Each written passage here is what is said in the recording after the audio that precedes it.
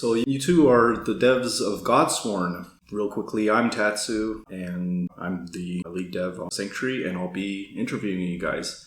So why don't you guys introduce yourself real quickly, and then I'll ask some questions about Godsworn. Cool. You go first, Barbara? Sure. I'm Barbara Gedrovica. Online, I guess I'm known as Jackdaw. Well, yeah, we're the two co-founders of Thunderoak Interactive, and I do the character art, the marketing, a lot of that sort of stuff. I mean, a little bit of design. We, discuss a lot of that stuff together. Just everything to do with characters, but also art direction. So, yeah, Corné? Yeah. I'm Corné Willemsen. I'm also a co-founder, surprise.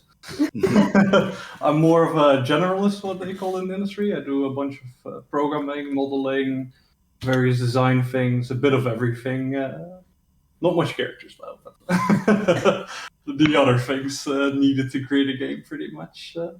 I'm from the Netherlands, Barbara is from Latvia. Okay, Latvia and the Netherlands. Mm-hmm. Yes. All right. We're both now living in the Netherlands, where we have set up our company. Yeah. All right. Okay, so I'm curious. What is Godsworn? Tell me about it. Godsworn is like a more classical RTS with base building, where you have like a huge amount of units, and like you fight as the pagans this time against the crusaders.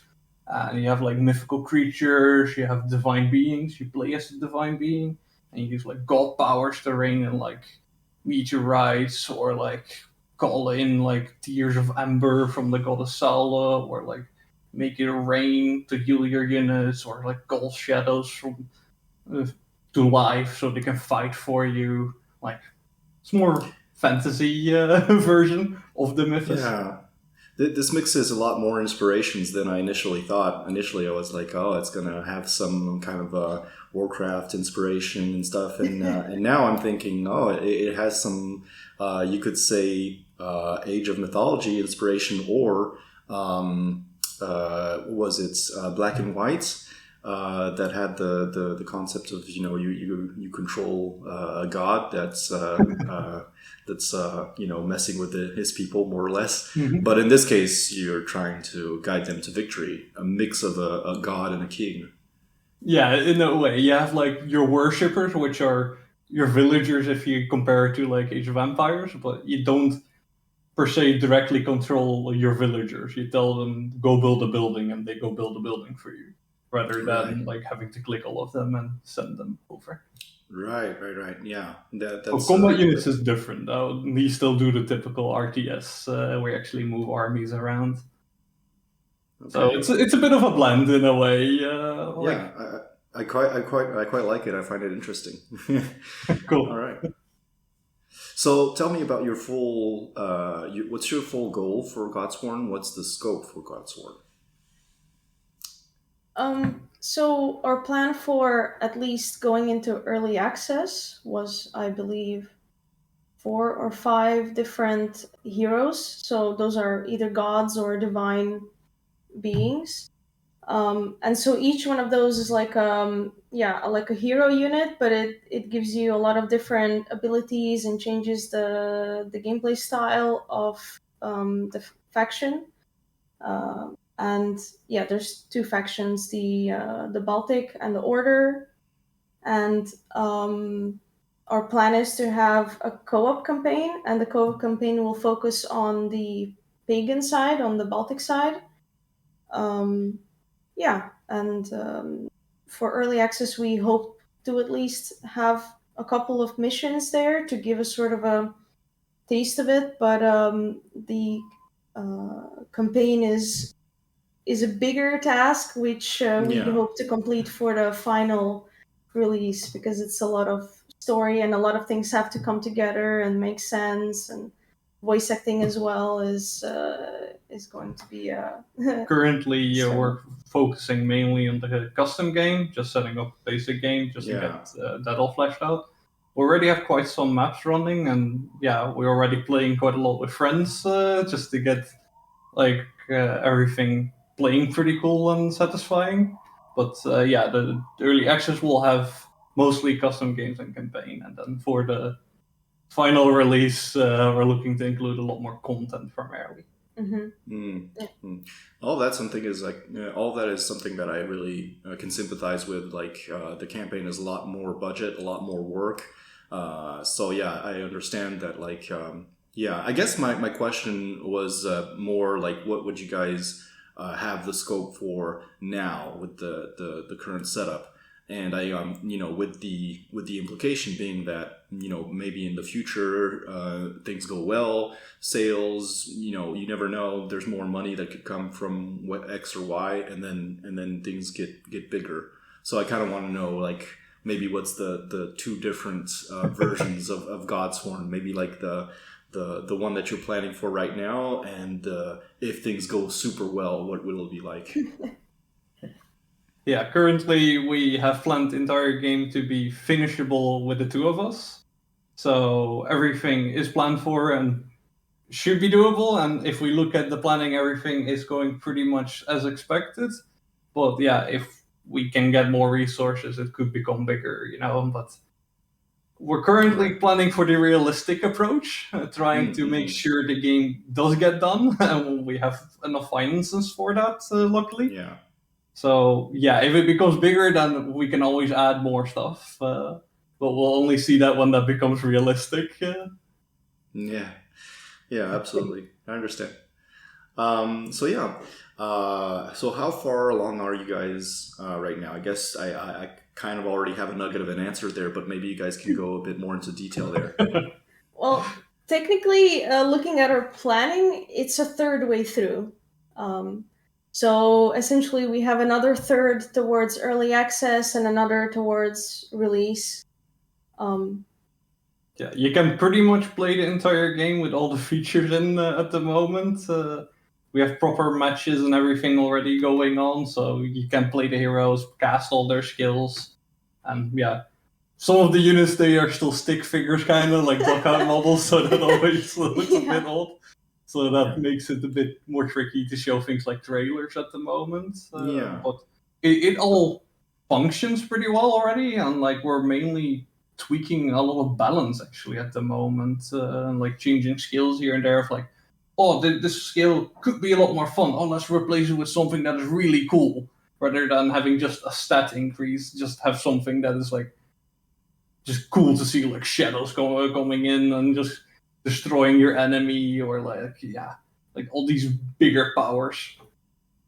So that's we're in that stage, kind of. Yeah. That's actually an interesting thing, and I hadn't planned this as a question for this interview, but now that you mentioned it, I'm really curious. Would you be willing to talk about like the difficulties of balancing, how you tackle that, the kind of balance of ideas versus doable within a playable setting and everything like that? Just what has your experience with balancing and playtesting been like?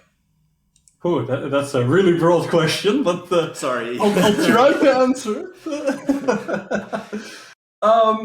We do have a fundamental balance setup with like this unit is better against that unit, and like you have different armor values. Like we have actual armor, which just negates like physical armor. We have magical defense, which is against magic users, so that already allows a certain amount. And then we have another system on top of that of I'm using a shield, now I'm better against arrows, right? But a lot of it comes down to the feeling of the unit, because you might design a unit to be really good against a group of units. Like we had a AoE unit that shot projectiles and like would destroy large groups of enemies in practice, but we noticed that the projectile speed is too slow, so they would never hit. So it's a lot of like that small balance stuff. But that only shows when you test a lot.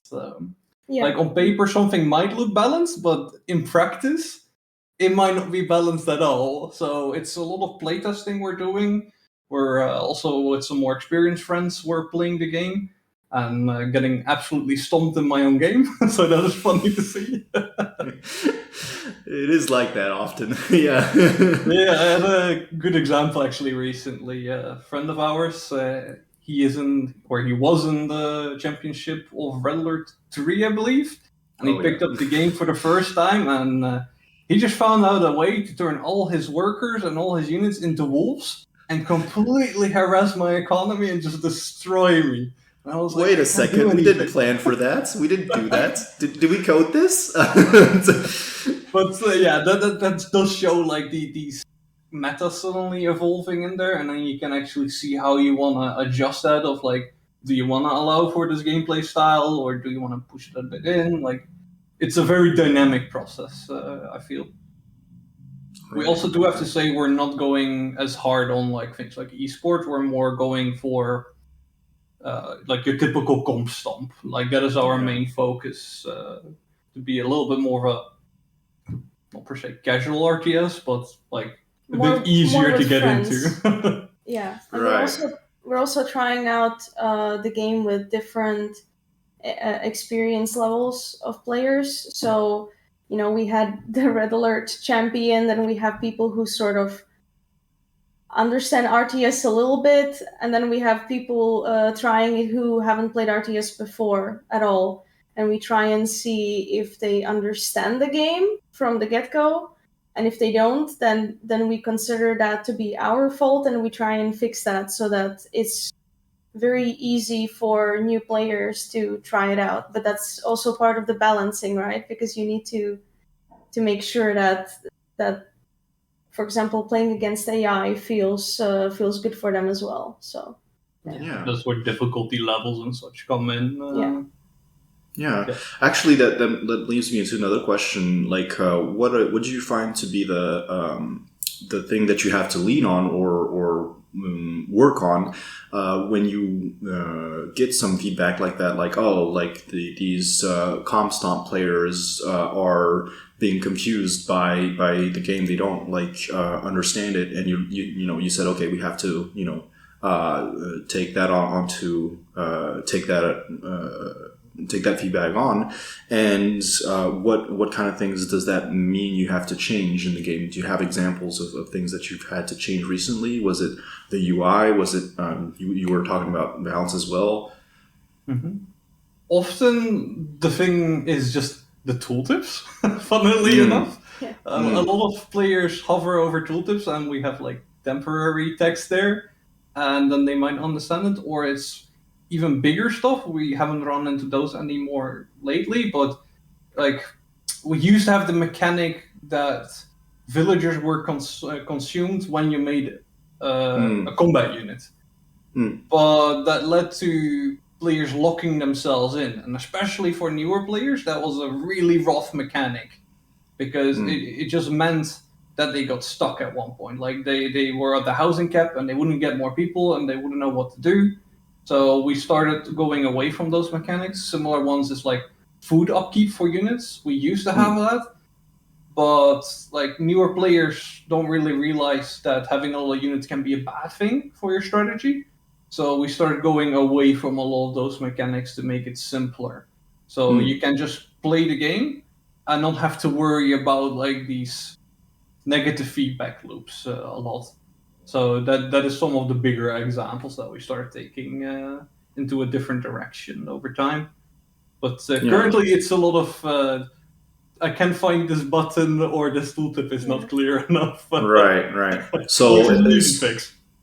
So some mechanic changes, but a lot of UI changes. Yeah, UI is most. there's an issue currently that we need to look into where the villagers that are supposed to be your worshippers, they sort of sit at your base, and what they're supposed to do is they're supposed to have a praying animation, so like a little worshipping you. And that would indicate that they are actually busy doing something, which is generating faith. But currently they just sort of sit there with crossed legs, which makes them look like they're doing nothing. And people assume, because of that, well, yeah, they're being useless, so you need to go and assign them. But they are being useful. So that's sort of communication issues we need to iron out. But that's a pretty obvious one there. But that sort of stuff confuses people pretty easily. So. Yeah, it's not typically things that you would think of spontaneously, like straight away. That yeah, it's stuff that you have to playtest to arrive at. Yeah. Yeah. When you give a new person the game, we always closely watch what their like first game session is, because we first had that people didn't really understand it, but we're now at the point that people just pick it up in the first session and they just get it, which is amazing to see.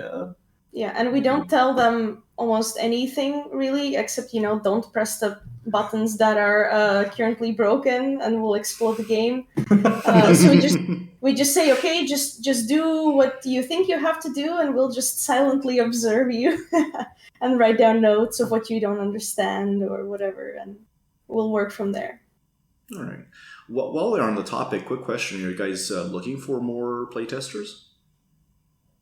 The moment, not yet, because we have to set everything up to do that. But we definitely hope to start looking into that soon. To especially get more of the bugs out. We obviously test a lot ourselves, but there's always these things that you haven't encountered for. But we really have to make a plan for that, I feel, rather than just throwing it out in the blue and hope it will be fine. Yeah, currently the people that test are just our friends, people we know. So we know that they're not going to tell people about random things in the game or whatever. And it's some parts of it are pretty jank, like the stuff we show in the screenshots. It's all handpicked to be like all nice, but there's some pretty like some units, animations primarily. Yeah, but some units are basically naked base bodies, or like in underwear, and they're just like a single color, and they have some random things attached to them to make them sort of look slightly different, but they don't look like they're supposed to at all. So that sort of stuff we need to get out of there to be able to test. Yeah, with the broader public. Yeah, of course, I understand. All right. So what is it that each of you do on the team? And maybe, so I think I've already had this question answered, but it is just the two of you, right? Yes. Yep, just the two of us in our living room. Yeah. I mean, we All have some freelancing done for audio, basically, and stuff like voice acting, and we're not going to be all the voices in the game. And some small stuff like that, but mostly, it's just us two. So tell me about what it is that both of you each do on the team. So I do mostly characters, so that's concept art, the modeling, the rigging, animation, implementing all of that in game. We have also some cloth simulation going on, so that parts of characters react to movement. I set all of that up. Also illustrations, 2D illustrations, marketing, tiny bit of design, art direction. Yeah, that's a big one actually. Yeah. So I think that was anything I missed. You can be generous with this, by the way. Don't limit yourself to only the things that people think of when they think about game dev, because there's the things that you think of when you go into it, and then you get into it and you realize, oh, there's all this extra stuff you have to do. Like you mentioned, for example, marketing. Like that's a big one that people don't necessarily think about. And there's a whole lot of stuff like in that kind of category that's just like a whole lot of extra nonsense that is part of it if you want to get your game out there to the world. So yeah, like for example, I made the Discord, and I'm doing most of the management there, making the social media images and posts. I mean, a lot of those are fairly simple right now, so I have to get used to a lot of that. Stuff like that. I think that covers most of it. Yeah, I mean the general division is literally half. Like on our planning, we have the amount of hours that each person has in the amount of tasks, and that is almost perfectly split in half. We have like each Okay. 3,000 hours remaining. A bit more. But yeah, like characters just take a lot of time from animation and modeling perspective. So yeah.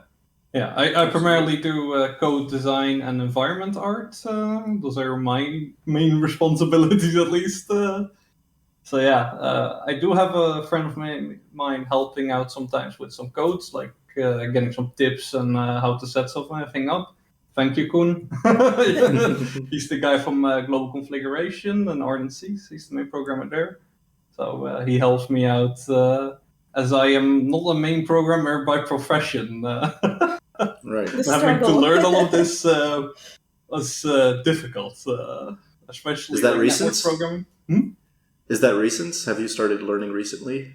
I have picked up programming a long time ago, like when I was like 18 or so. I picked up like a book C++ for Dummies, but I haven't used it much because my main profession is environment artist. So I wasn't like a full-time programmer, so I had to learn a lot of, I wouldn't say fundamentals, but fundamentals still during this project. You did do a lot of side projects beforehand and global game jams and that sort of modding things. and all that kind of stuff. But it is a bit different to make the entire architecture of an RTS. RTS is not a beginner project, and I would not advise it for someone who's learning programming. I was gonna say, this is a very, very technical genre to implement. Yeah, absolutely. Yeah, it was definitely rough, and it took a while before everything didn't look jank anymore.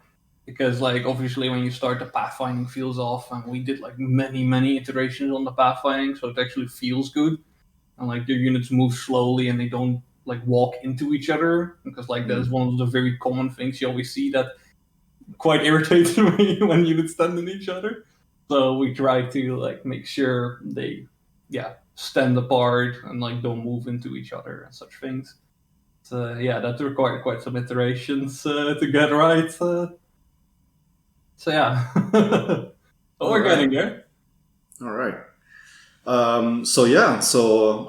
I see that like with the two of you, you've got like a lot of tools at your belt. You've got a lot of different tasks that you're able to do and that you have to do. Mm-hmm. So yeah, and I guess you started answering this other question that I had. But like, what's your backgrounds before you got into this project or into game dev in general?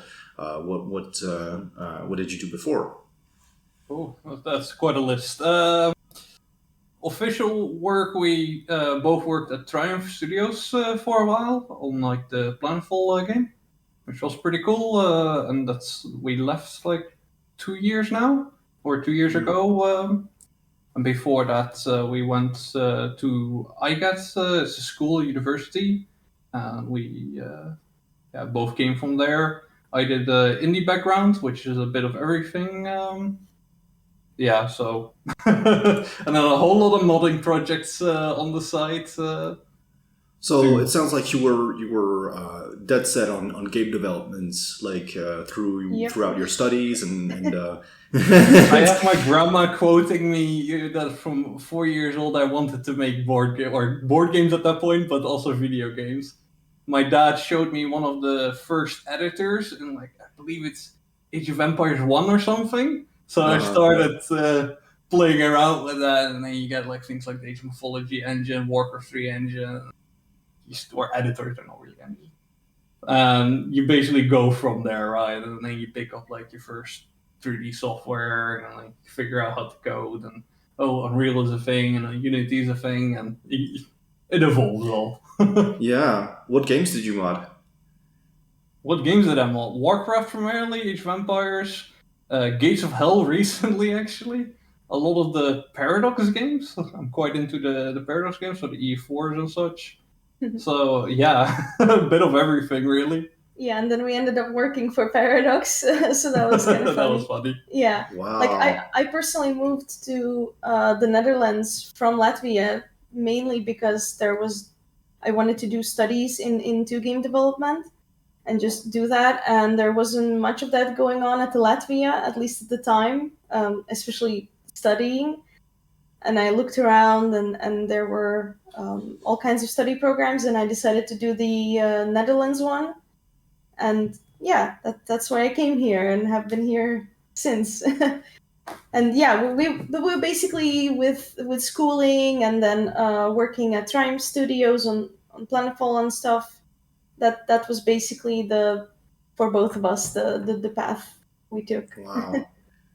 Wow, that's really cool. So yeah, this is like one of the first times I interview people who have basically, I mean, even more so than other devs, have been hardcore into the game dev world right from the get go, and even during the studies that they were doing.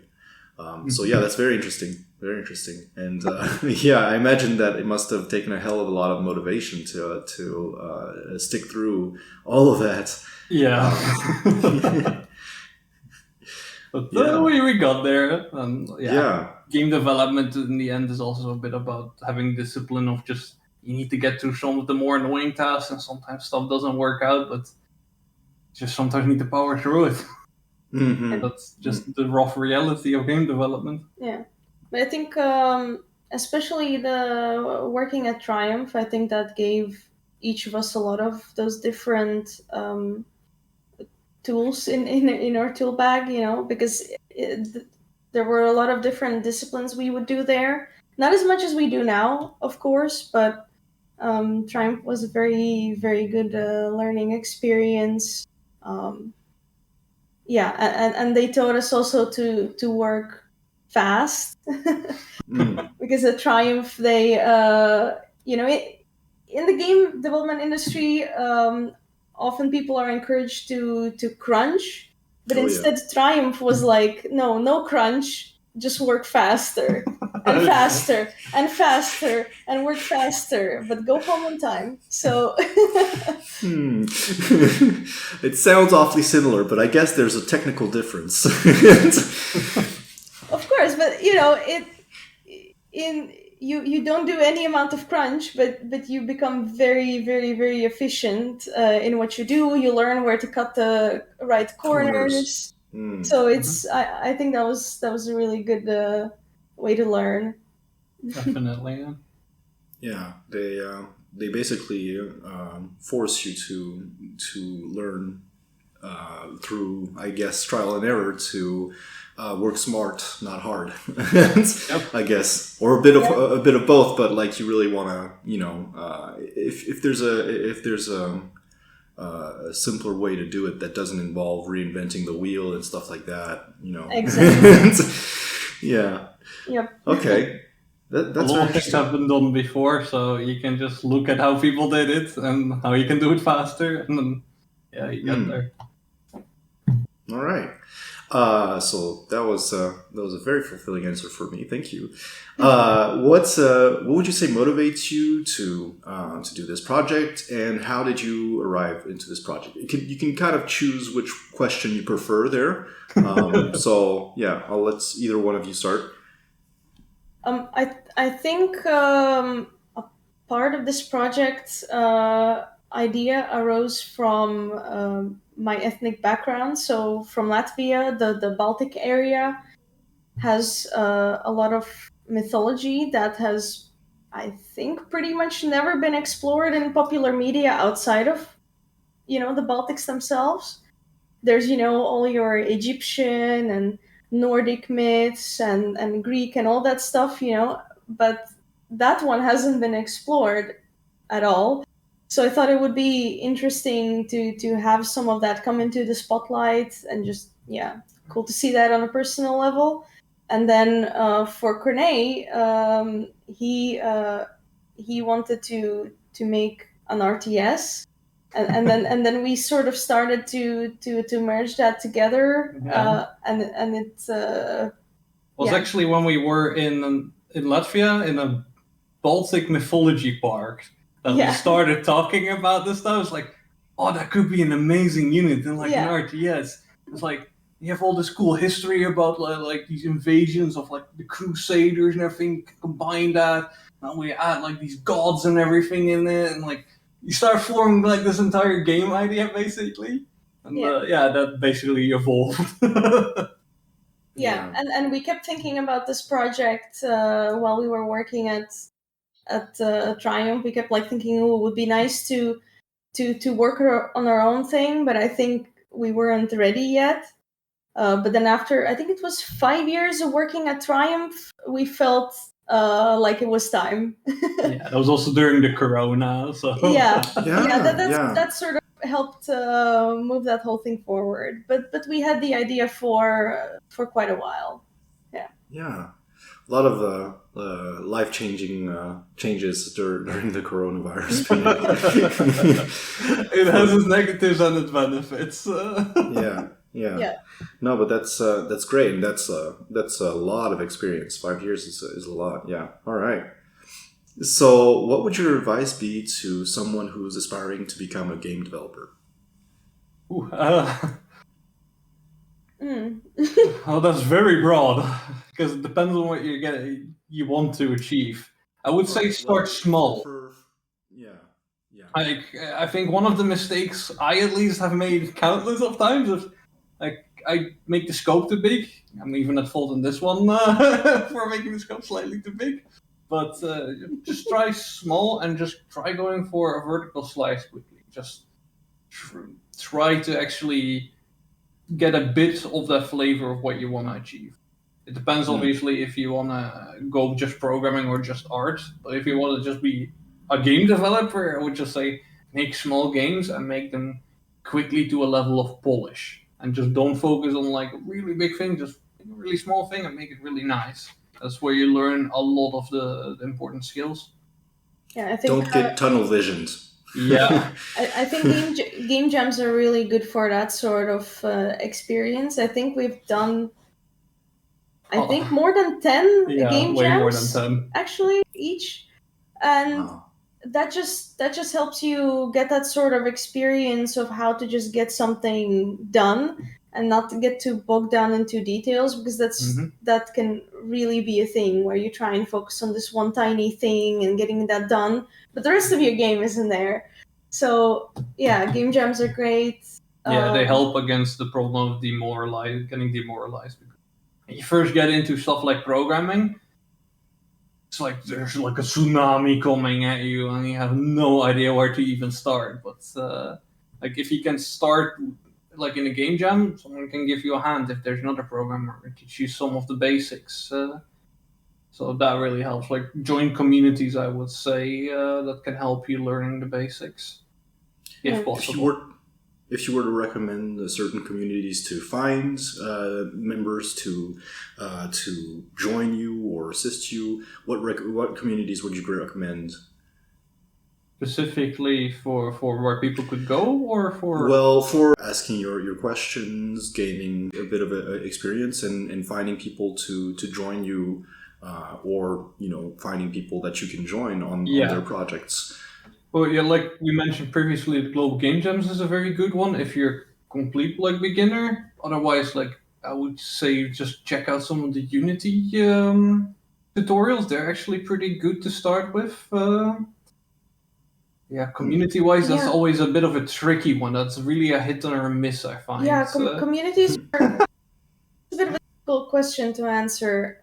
I guess part of it is it depends on what sort of learner you are, I think, because if you can learn on your own, well, then, looking up tutorials and finding where these sorts of people hang out and asking questions, that can work. But if you're the sort of person that works a lot easier when there's a project already and someone gives you something to really look into, then going to a university for that can be good. Yeah, can definitely help. Yeah, because from our university, you still get a lot of networking done there, and you meet a lot of people who are obviously all doing game development, and that can help. It really depends on Right. what you're really looking for, I suppose. Yeah, also Yeah, things fair like enough. modding groups is always a bit of a hit and miss. Like I've been in quite some modding Ooh. groups,